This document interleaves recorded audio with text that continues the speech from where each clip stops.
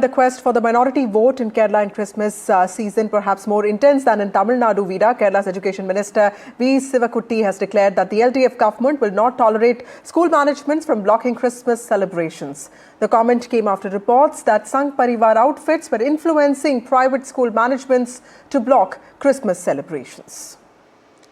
That's right, Vasudha. The Christian vote, seen as a bastion of the UDF, is decisive in Kerala, Vasudha, especially in central Kerala. Kerala has an 18% Christian population concentrated in the central districts like Kochi, Kottayam, and has a 26% Muslim population, decisive in the northern districts like Malappuram, Kasaragod, Kannur. So the minority factor, extremely important in Kerala as well, Vasudha.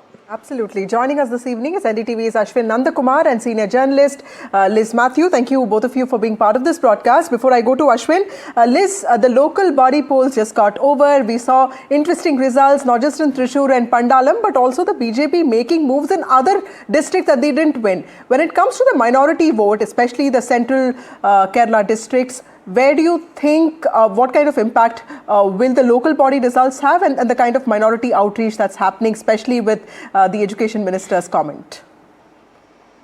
See, Vasudha, BJP has been making efforts to get, or what we call wooing the Christians, because, at least a large section in the BJP believes that it is only the BJP's victory or BJP can make inroads in Kerala because of the demography, the way it is distributed. The only way to get, the people elected and to make significant gains in the electoral politics is getting the Hindus and Christians together, because of course Muslim vote, as we know at the national level, nationally, and also the BJP doesn't have much hope, and it is the Christians, and we have been hearing and seeing the new term called Krisankis in Kerala, chatting and all. We used to hear this. We started hearing it again, very often. So there are people, who wants to, because of there is, even I come from the center Kerala, even in my area, I can see especially the business people. The upper middle class and the middle class. And the upper class, they have growing, hatred. I would say hatred among the Christians towards the Muslims.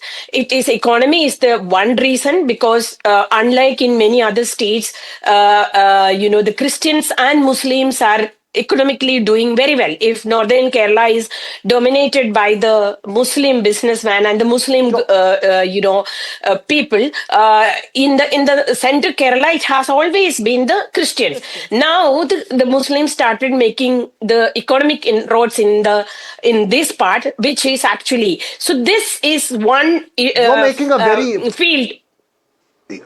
You're making a very important social dynamic that's happening between the two minority communities in Kerala. Ashwin Nandakumar, what does the rise of the BJP in a sense do? Because in a sense, Thrissur, when you have a face like Suresh Gopi who could consolidate, does this mean that the BJP cannot have a strong Hindutva face if they want to consolidate and take an outreach beyond the Hindu vote?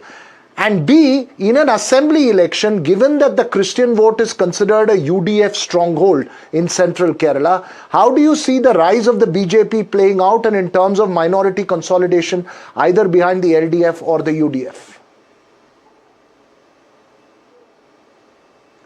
Veera, in fact, the result of the local body election could have really baffled BJP, because the charisma of Suresh Gopi, who got more than 4 lakh votes, and who won by a 74,000 margin, that did not translate to the recently concluded local body election. And that is very important, because at least 6 of the wards in Thrissur, the candidates, as many observers point out, maybe Suresh Gopi was acceptable, but was the BJP acceptable, was the question they raised.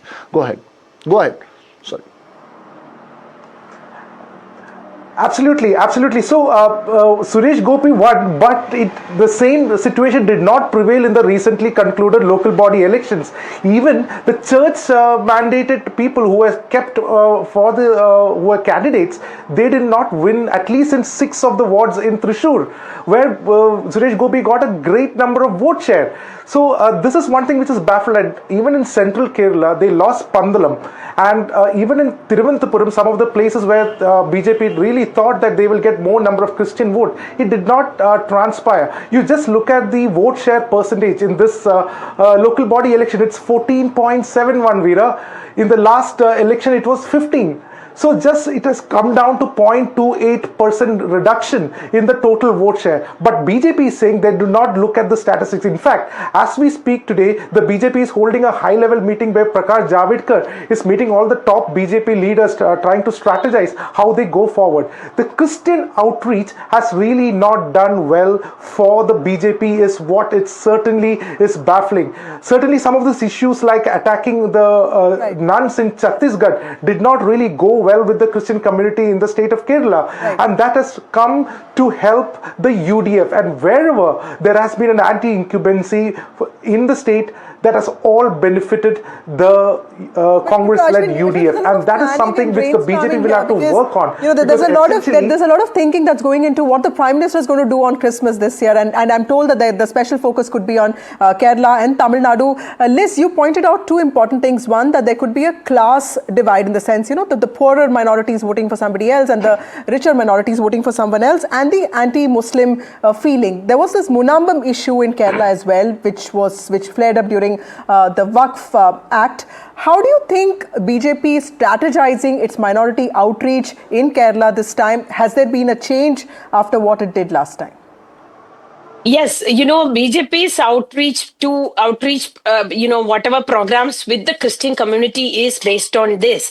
This, like I said, the growing dislike and hatred among the Christians towards the Muslims. This is what the BJP wants to exploit now or encash it now. And so, to an extent, they have succeeded. But like Ashwin said, you know, if you look at, of course, they won Trivandrum Corporation, and it is symbolically very good in the sense it is capital city. But, you know, their vote percentage in even a place like Thrissur, where the BJP has and the BJP's candidate got a very significant support from the Christian community. It was like a, shown to the entire world as the BJP is increasing traction among the Christians. But of course, you know, the other incidents in the other part of India, like Chhattisgarh and especially the BJP ruled state, it is affecting the Christian community. Of course, the leadership may like to be in good terms with the Christian, so the BJP leadership at the center and in the state. But there are, you know, among the faithful, you know, when it comes to the voting, you know, they have this concern. They had Manipur in their minds. They had Chhattisgarh. They had Madhya Pradesh, and that is there. And That's also, right, yes. like, you know, that also, you know, but in central Kerala, you know, in Kanyirapalli, Kottayam, Irattupeta, Poonar, these places where the Christians and Muslims are sharing the, you know, the larger, the geography and also the economy. You're making a very important point. There are national issues, there are local social realities, economic realities as well that will play out. I'm sorry to cut you short. I wish we can go on in this conversation, but again, to Liz and Ashwin, the next new year is going to bring up several times where we're going to address this conversation. It's extremely important, perhaps another crucial state, Vasudha, as far as the Congress is concerned. But for the moment, thanks very much, Liz and Ashwin, for joining us.